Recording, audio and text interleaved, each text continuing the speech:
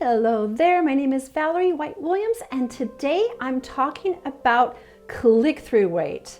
Now, I know this is one of the things that people get overwhelmed when you're in the channel dashboard. There's so many data points, it's hard to focus on what they all mean. But learning about click-through rate is one of the most important things that you need to understand to grow your channel. So what the click-through rate is that for YouTube, when you upload a video, first of all, YouTube will show that video across the platform. It's going to be a testing market. I have a video on the first 48 hours and how YouTube gets stats from how your video is performing, and then after the 48 hours it'll determine if they're going to continue to show your video or they're not going to do it because it wasn't doing very well. So the most important thing is in the click-through rate is to determine how many people are finding your video and clicking on it. So this is why I talk so much about titles, having keyword-rich titles, and also thumbnails that get the click, because you want to get a high as you can click-through rate. Sometimes I get lazy and I get tired after I upload a video and then I make a thumbnail, and sometimes like, that's good enough, good enough. And then when I look at the next day how the video is doing, if the video isn't getting a good click-through rate, I know that I need to fix the thumbnail. The thumbnail isn't efficient. Now the thing about the click-through rate is the click-through rate could be more than one thing. It's kind of like a diagnosis. You're going to look first, is the title compelling? You know, does the title tell what the video is about? Is it something that people are interested in? Is it something people are searching for? So that's number one. But oftentimes it could be that the thumbnail just isn't enticing. It doesn't tell a story. They don't have anything to, why would they want to click on it? And so it doesn't get the click. Now, some of the time, the third thing that could happen is that it could not be just as popular. It could be not a popular topic for people and they're just not as interested. But mostly, I think it's going to be the first two. You need to make sure the title is compelling and it is something that people are searching for, and you're going to use words that people would be searching for. It's not the time to use poetic language or be creative or use words that most of the people don't understand. You want to be simple and clear, and I always put my titles into Google to see how many hits they are, to help you find the best combination for your titles. And then the big bugaboo is the thumbnails. Now, you probably don't want to hear this, but most YouTubers spend just as much time on the thumbnail as they do on the video. Yeah. You don't want to go cheap time-wise on your thumbnails because they are what creates what people see. Now, I talked about the first 48 hours where you're going to get your video shown, and then after that, your video may show up in different places, or ideally search, because again, when you have titles that people are searching for, you're going to plug in what they're searching for, and then you're going to have this big long list of videos show up. And if your video isn't compelling to click on, you're not going to get as much. You really need to make that thumbnail stand out, and it needs to be something that can be seen on a small device. That's another mistake I see. People put too much letters, too much words, too much busyness, too many things. It's not going to show up. A lot of people are going to YouTube on their phones. So you need to have something that's very concise. It should have some pictures, usually, of a face. Faces work best, so because people click on faces. And then I suggest 6 words or less, as big as you can make it, and describing or illustrating the concept of your video. So again, sometimes I get tired and I just like, it's good enough. And then I go back and I fix my thumbnails. Hopefully sooner than later within that 48-hour window. So what I'm going to do is I'm going to go to my popular channel and we're going to go into some of my videos and you're going to look at the click-through rates. And I'm going to show you how you can find it. There is a channel-wide click-through rate. There's also a click-through rate through each video. And so I'm going to show you how that is. So I'm going to go into Loom and show you. So follow me there. All right, so I'm starting with my channel dashboard. With the channel dashboard, they're always going to feature your latest video. And so this is my latest video. I uploaded it at 19:15 minutes. And so it shows the stats. This video is doing really well. And this is what we're looking for, click-through rate. And that, what I told you is like the impressions. Impressions mean how they show your video across the platform. So this one is at 6.9. That actually is a great rate.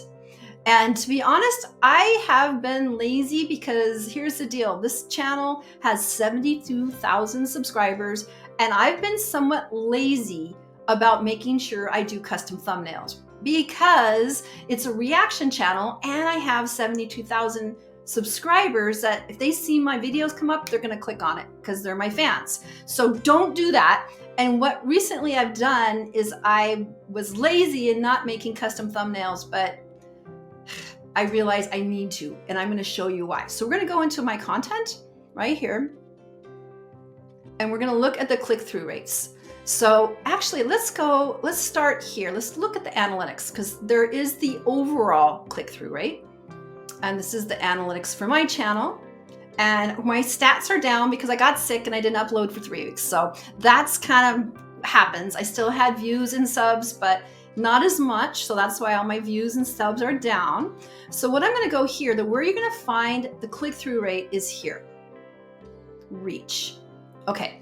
So here are the impressions. So YouTube shows 4 million. There's a lot. So this is my popular channel. 4.7 million impressions. And then the click-through rate is 4.9. So I would call that average. It's not great. It's not poor. Something like under 2 would be horrible. 4.9 is kind of average. Some people will have as far as 8. So we want to get the best click-through rate as possible. There's not usually 8 and 9 is more, but that's what we're looking at. So they're a little bit down because I've been kind of lazy. So I'm going to go back. So that's where you're going to find it. Channel analytics. So this is when you open it up. I'm going to show you again. Reach. And there's the click-through rate right here. And then you can analyze all these other stats. And I've already done a video on how to analyze that. So I think I'll put that in a card above when I edit this video.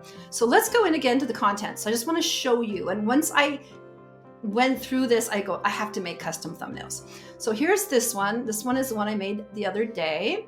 And again, we're going to go into analytics. That's where you're going to find it. We're going to go into reach. Okay. So this one's 5.8. Now I rescued this one. So I put a custom thumbnail and it's doing a lot better. But if you don't put a custom thumbnail, you are at risk for not getting a great click-through rate. Now, sometimes they call that as CTR. So CTR means click-through rate. And I know you have to figure out what those things mean. So if you hear someone talking about CTR, it's click-through rate. Okay, so I'm going to go look at a few others. So I made all these thumbnails recently. Here's another one. And we're going to look at the click-through rate. And here we go. 5.7. So pretty good. Now I had put these thumbnails on after the videos were within the 48-hour. So I'm really sorry about that, but I have learned my lesson. I don't want to be lazy. I don't want to take advantage of my subscribers. And here's the thing. Most of these videos will be shown across the platform for a long time. So when my subscribers see my videos, they go, oh, I have another video. They'll click on it. But I realized that I need to put custom thumbnails on all of them because YouTube will continue to show them across the platform and I want them to be successful. It's just giving your video the best job that you can do. So here's some ones that I haven't done. I'm going to go into, let's do this one. Okay, so I already looked at this one. This is Morissette. She is a singer from the Philippines. She has a huge following, but look at that. This is just not that compelling. So I'm going to click in here. And we're going to see the click-through rate and 3.6. Yeah, that's not the greatest. That's not the best. I could do better with that. And so if YouTube chooses to put this across the platform, it's not as compelling as it could be. Because I think for me, with this channel, if they initially come out, they're going to be great, but I want them to be doing great for a long time. So let's just look at a few more. All right, so we're gonna look at this one. This is one that was given to me by one of my Patreons. And so it's not a singer that's really current. And we're gonna look right here. And this one's, again, 3.7. So that's not it's not a great click-through rate.